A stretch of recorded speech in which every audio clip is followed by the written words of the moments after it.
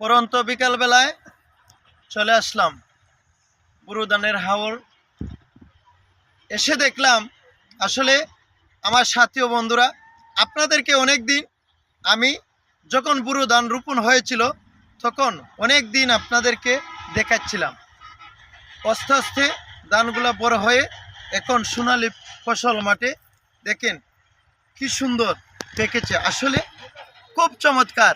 আসলে দেখেন মহান আল্লাহ রাব্বুল আলামিন আমরা বান্দাদের জন্য কি জানি কি আমাদেরকে দিচ্ছেন। দেখেন আসলে ধানটা পেকে সোনালি রং, হাওরের মধ্যে একটা মৌ মৌ গন্ধ শুরু হচ্ছে।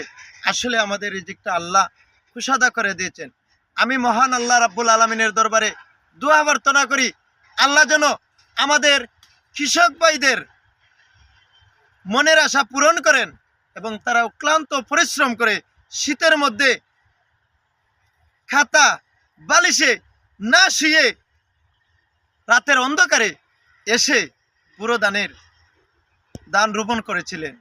এই রোপণ করা এত শত কষ্ট বেদনা, রোদে বৃষ্টিতে জ্বরে শীতের মধ্যে থেকে এরপরে আমাদেরকে এই ধান সোনালি ফসল ফলন করেছেন।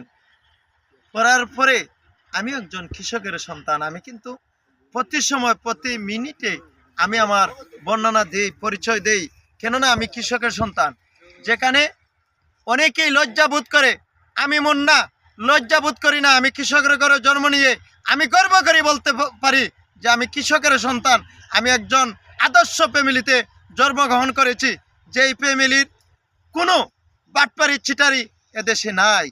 কৃষকের সন্তান এই দেশকে উন্নত করেছে। কৃষকরাই এই দেশকে বহির্বিশ্বের বুকে ছড়িয়ে ছিটিয়ে দিচ্ছে বাংলাদেশের রূপটাকে। আসলে এর জন্যই বলে বাংলাদেশ একটি সোনালি শস্য শ্যামল সোনার বাংলাদেশে দেখেন ধানটা সোনার মতো চমকে আছে। দেখেন আল্লাহ আমাদের রিজিকটাকে কুশাদা করে দিয়েছেন।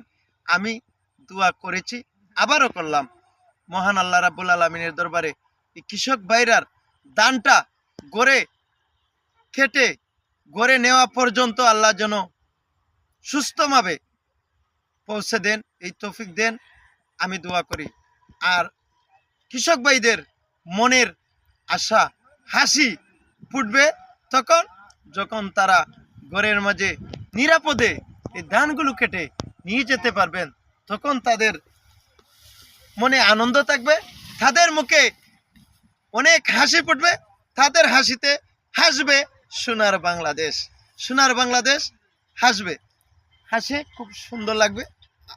আমাদের সবাই আমার এই ভিডিওটা দেখবেন, একটু ভালোবাসার মাধ্যমে ছড়িয়ে ছিটিয়ে দিবেন। আপনাদের জন্য পরন্ত বিকালবেলার শুভেচ্ছা রইল। আসসালামু আলাইকুম ওয়া রাহমাতুল্লাহি ওয়া বারাকাতুহু।